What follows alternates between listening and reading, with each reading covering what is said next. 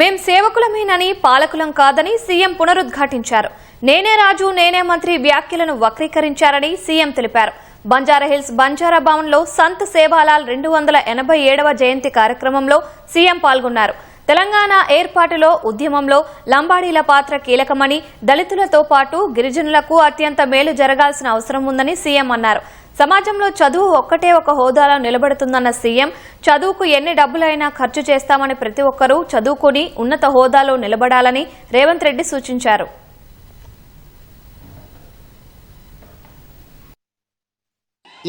ఇట్లా ఆలోచన చేసిన పాలకులు కాలగర్భంలో కలిసిపోయినారని ఇంకొక ఆయన సన్నాయి నోకులు నొక్కుతున్నాడు.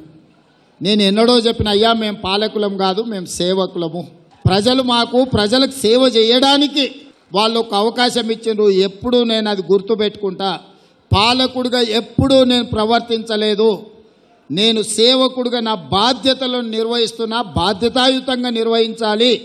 ఏ వర్గాలైతే నాకు ఈ హోదా ఇచ్చిండ్రో ఆ వర్గాలకు తిరిగి సేవ చెయ్యాలనే ఉద్దేశంతోనే ఈరోజు గిరిజనులు కానీ దళితులు కానీ 40 సంవత్సరాల మాదిగా ఉపకులాల సమస్య జటిలమైతే ఆ సమస్యను పరిష్కరించి వర్గీకరణ చేసి ఈరోజు ఆ వర్గాలకు, ఏ వర్గాలైతే నన్ను ఆశీర్వదించిండ్రో ఈరోజు ఆ వర్గాలకు మేలు చేసిన, అదేవిధంగా ఈనాడు నేనే రాజు నేనే మంత్రి అనే విధానాన్ని వాళ్ళు ఏదైతే అనుకుంటున్నారో, నేనే ముఖ్యమంత్రిని, నేనే మున్సిపల్ మంత్రిని, గెలుపు ఓటమి ఏదైనా శాఖ మంత్రిగా, తెలంగాణ రాష్ట్ర ముఖ్యమంత్రిగా అది నాదే బాధ్యత. ఈ ఫలితాలు 80% పైగా వస్తాయని చెప్పిన ఈరోజు 90% ఫలితాలు మనకు అనుకూలంగా వచ్చినాయి.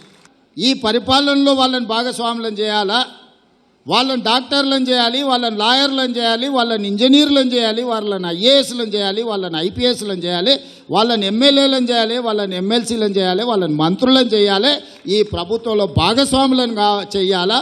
ఇవాళ నిజంగా నాకు మీకు భూములు ఇవ్వాలన్నా ఈ ప్రభుత్వం దగ్గర భూములు అందుబాటులో లేవు. ఇక మీరు భూముల గురించి, ప్రభుత్వం ఇచ్చే ఏదో సంక్షేమం గురించి ఆలోచన చేయకండి. ఈ ప్రభుత్వం మీకు చదువు ఇవ్వదలుచుకున్నది. ఈ ప్రభుత్వం మీకు సంక్షేమం కాదు, సంక్షేమంతో పాటు మీకు చదువు ఇవ్వదలుచుకున్నది. నా సూచన ఒక్కటే, ఇక్కడికి వచ్చిన పిల్లలందరికీ చదువుకోండి, బాగా చదువుకోండి. చదువుకోవడానికి ఏం కావాలనో నన్ను అడగండి.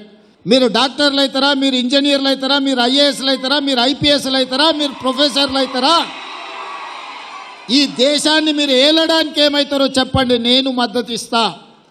నిర్దిష్టమైన ప్రణాళికను పెట్టుకోండి. దానికోసం ఈ ప్రభుత్వం 100% అండగా నిలబడుతుంది.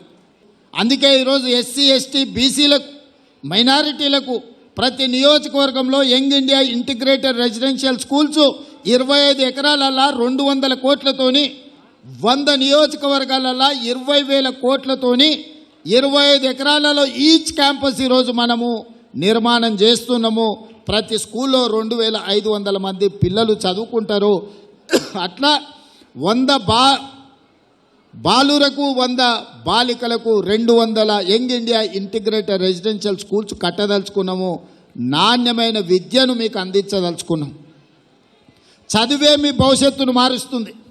చదివే మీకు సమాజంలో గౌరవాన్ని తెచ్చిపెడుతుంది. నిన్నగాక మొన్న నా ప్రభుత్వం చేసిన సిపెక్ survey, social economic education employment political and caste survey చేసినప్పుడు ఆశ్చర్యకరమైన ఫలితాలు వచ్చినాయి. సర్వేలో పేదరికం కనిపించిన వాళ్ళకు భూమి లేక పేదరికం రాలే, చదువు లేక పేదలుగా మిగిలిపోయారు.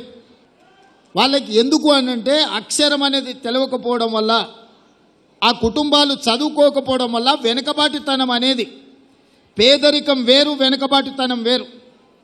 చదువు లేకపోతే వెనుకబాటుతనం ఉంటుంది. వెనుకబాటుతనం మనకు అన్నిటికీ శిక్ష.